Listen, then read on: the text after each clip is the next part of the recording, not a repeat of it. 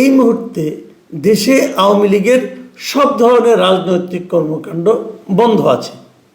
বন্ধ আছে এই কারণে সরকারি নির্দেশে এটাকে বন্ধ করা হয়েছে।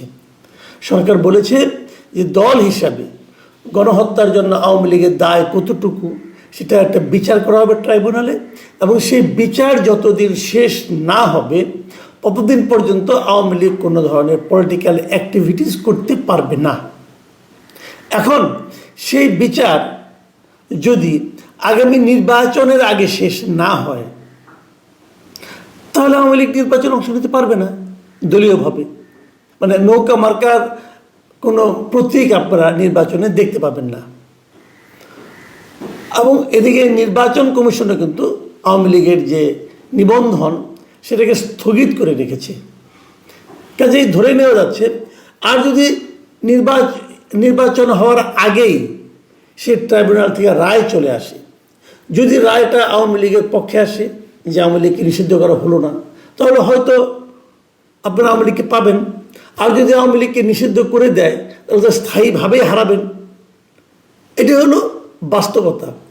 বর্তমান নির্দলীয় অন্তর্বর্তীকালীন সরকারের এই হচ্ছে রাজনৈতিক অবস্থান।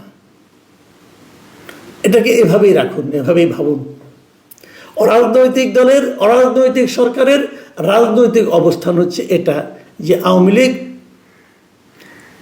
তাদের বিরুদ্ধে বিচার শেষ হওয়ার আগ পর্যন্ত কোনো রাজনৈতিক কর্মকাণ্ডই চালাতে পারবে না। মানে আওয়ামী লীগ নিয়ে কোনো আলোচনা চলবে না, আওয়ামী লীগ নিয়ে, আওয়ামী লীগের পক্ষে, আওয়ামী লীগের ভালো মন্দ নিয়ে কথা বলা যাবে না। যা হোক না হোক, কিন্তু আমরা তো জানি পৃথিবীর সব দেশেই রাজনৈতিক দলগুলোর কিছু নিজস্ব ভোট থাকে। মানে যারা নাকি ওই দলটা করে, ওই দলের কর্মী, ওই দলের সমর্থক, তারা ওই দলকেই ভোট দেয়।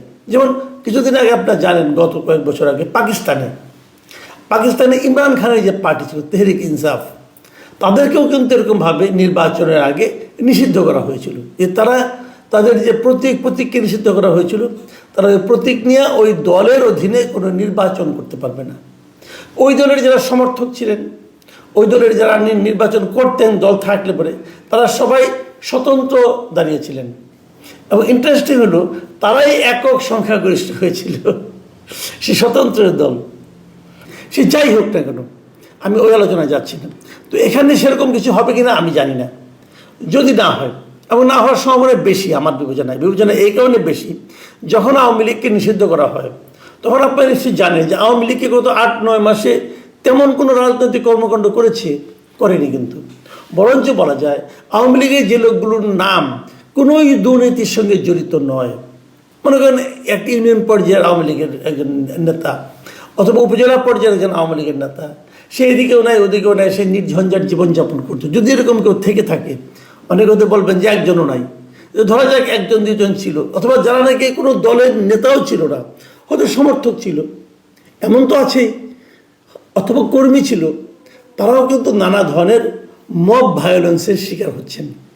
কাজেই তারা যে ইলেকশন করতে পারবে না, এটা আমার কাছে মনে হয় না। এখন প্রশ্ন হচ্ছে, যদি তারা নির্বাচন করার সুযোগ না পায়, যদি সেখানে নৌকা মার্কা কোনো প্রতীক না থাকে, তারপরেও তো দেশে আওয়ামী লীগের কিছু ভোট আছে। কিছু লোক তো আওয়ামী লীগ করে, মনে প্রাণে করে, হয়তো বংশানুক্রমিকভাবেই করে। তার দাদাও আওয়ামী লীগ করতো, বাবাও আওয়ামী লীগ করতো, এরকম কিন্তু আছে। ওগুলিকে আমরা আওয়ামী পরিবার হিসেবেই চিনি। এরকম বিএনপির কিছু পরিবার আছে, জামাত ইসলামের কিছু পরিবার আছে, এটা থাকবে। তো সেই লোকগুলি কোথায় ভোট দিবে?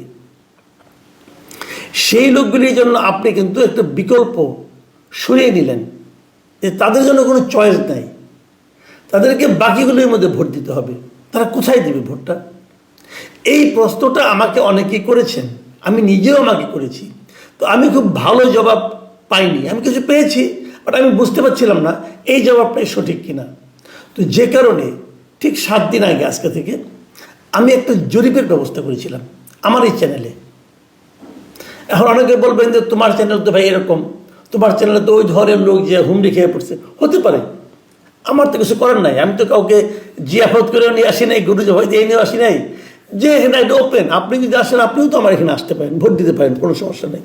এবং ভোট দেওয়াটা খুবই সহজ বললাম কেন, এই জরিপে বাংলাদেশে একটা জরিপ কত লোকে ভোট দেয়?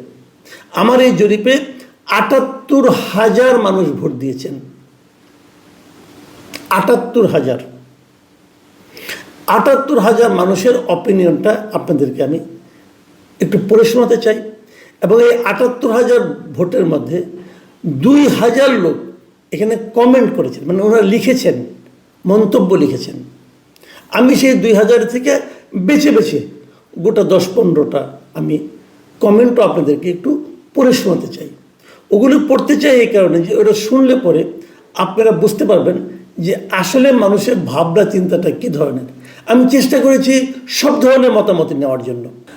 আমি আগে জরিপের রেজাল্ট আপনাকে বলি এবং জরিপে আমি কী প্রশ্ন করেছিলাম সেটাও বলি।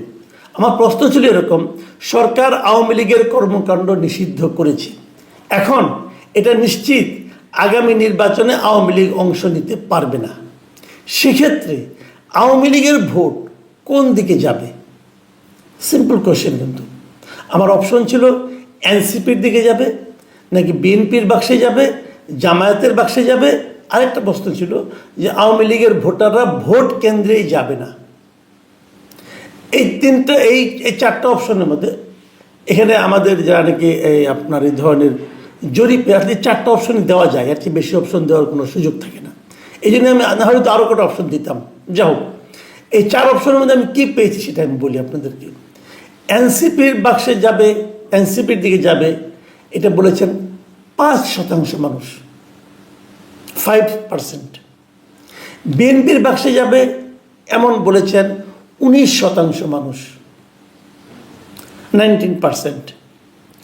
জামায়াতের বাক্সে যাবে এটা বলেছেন 6% মানুষ, মানে 6%।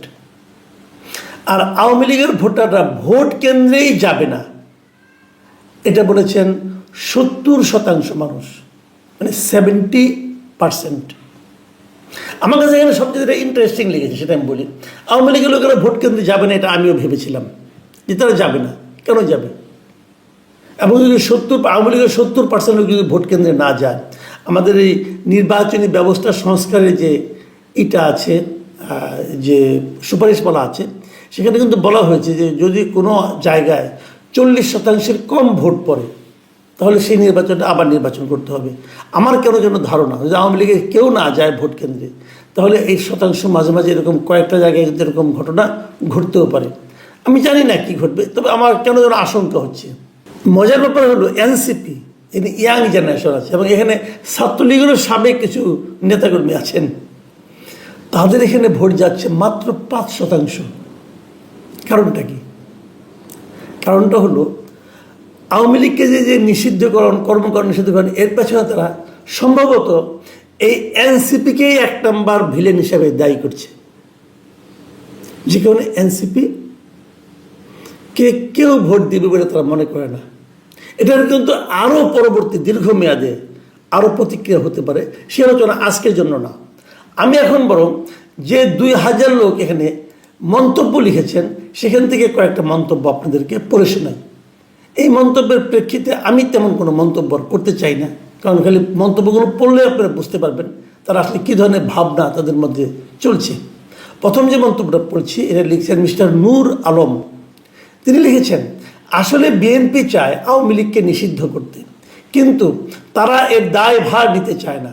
জামাত, হেফাজত, ইসলামী আন্দোলন, চরমোনাই, গণ অধিকার পরিষদ ও সিএনপিকে আওয়ামী লীগকে নিষিদ্ধ করতে উস্কে দিয়েছে এবং প্ররোচিত করেছে।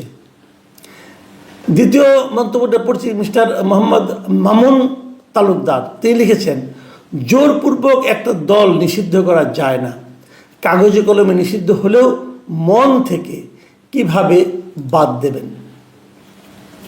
শোভন ইসলাম লিখেছেন, আওয়ামী লীগের পর বিএনপিকে ধরবে, এরপর নির্বাচন আর হবে না, এরা অনেক দিন ধরে ক্ষমতায় থাকতে পারে। বিএনপি হিজড়াদের মতো দাঁড়ায় থাকা ছাড়া আর কিছু করতে পারবে না। সামনের দিনে বিএনপির খারাপ অবস্থা হবে, মিলাইয়ে নিন। মোসাম্মদ সামনি লিখেছেন, সরকারের পরিকল্পনা অনুযায়ী সব কিছু হইতাছে কামাল ভাই। শাহিন আলম লিখেছেন, ভাই আপনি অনেক বিশ্লেষণ দেন ঠিক আছে, কিন্তু আমাদের মতো যারা দেশকে ভালোবাসে তাদেরকে আপনি বোঝান যে কোন কোন দল আসলে দেশের লুটপাট বন্ধ হবে, বিদেশে টাকা পাচার বন্ধ হবে। আর এই দলগুলো এই 53 বছরে দেশের কি ভালো করেছে খারাপ ছাড়া? ভাই, দল কি এইটা বুঝি না, দেশে কিভাবে ভালো থাকবে এইটা বুঝি। বারবার মানুষ জীবন দিতে পারবে না। মোহাম্মদ পান্থ লিখেছেন, আজ যদি এরা সফল হয়, আমি চ্যালেঞ্জ করে বলছি কিছুদিন পরেই এরা স্লোগান দেবে, নিজামী গোলাম আজম সাঈদীর বাংলায় মুক্তিযোদ্ধার ঠাঁই নাই। আনোয়ার হোসেন লিখেছেন, এরা দেশে গৃহযুদ্ধ লাগিয়ে দিচ্ছে, কারণ ইউনূস সরকার কতদিন ক্ষমতায় থাকবে, এরপর এদের কি হবে? বিএনপি ক্ষমতায় আসলে আওয়ামী লীগ রাস্তায় নেমে এদেরকে ধরে ধরে জবাই করবে। কামাল সাহেব, দেশে কঠিন এক বিশৃঙ্খলার জন্য প্রস্তুত থাকুন, কারণ বিএনপি কখনো এদেরকে নিরাপত্তা দেবে না। মানে এদেরকে বলতে মনে হয় ছাত্রদেরকে, মানে এনসিপিকে বোঝানো হচ্ছে। মোহাম্মদ মহসিন লিখেছেন, মাসুদ কামাল, আপনি কি আওয়ামী লীগের দালাল? এত জ্বলতেছে কেন আপনার? গণতন্ত্রের কাছে আপনি টার্গেট হয়ে গেলেন। সাইফুল ইসলাম লিখেছেন, আওয়ামী লীগ 5 আগস্টের পর থেকে অলিখিতভাবে নিষিদ্ধ হয়ে আছে, মাঠে ঘাটে কেউ ভয়ে নামও নিতে পারছে না। তারপরও আওয়ামী লীগ এখন মিছিল করে গেলে সাধারণ মানুষ দাঁড়িয়ে হাততালি দেয়। এই 8 মাসে এটাই আওয়ামী লীগের অর্জন। আরও কিছুদিন সময় নিন, আরও অনেক কিছুই দেখতে পাবেন ইনশাল্লাহ। মিস্টার যাযাবর লিখেছেন, নাপা হলো আবেগী পার্টি। আওয়ামী লীগ যে প্রক্রিয়ায় জামাতকে নিষিদ্ধ করেছিল, জামায়াতেরও একটা খায়েশ হলো সেম প্রক্রিয়ায় আওয়ামী লীগকে নিষিদ্ধ করার। এটা জামাতের একটা প্রতিশোধ বলতে পারেন। আখেরে জামাত নাপা কারোরই লাভ হবে না। বিএনপি তার বর্তমান স্ট্যান্ড ধরে রাখতে পারলে নির্বাচনে তার ভোট বাড়বে নিশ্চিত। আপনার সব কথাতেই সহমত। এটা শেষ মন্তব্য। একজন লিখেছেন, কামাল সাহেব, আপনি কি চান? মানে ওরা সন্দেহ আমি কি চাই। আমি এই কথাটা খালি জবাব দেবো শেষ প্রশ্নটার। সেটা হলো, ভাই, আমি চাই দেশে একটা গণতান্ত্রিক প্রক্রিয়া ফিরে আসুক, দেশে এমন একটা সরকার থাকুক যে সরকারকে এদেশের মানুষ ভোট দিয়ে নির্বাচন করবে।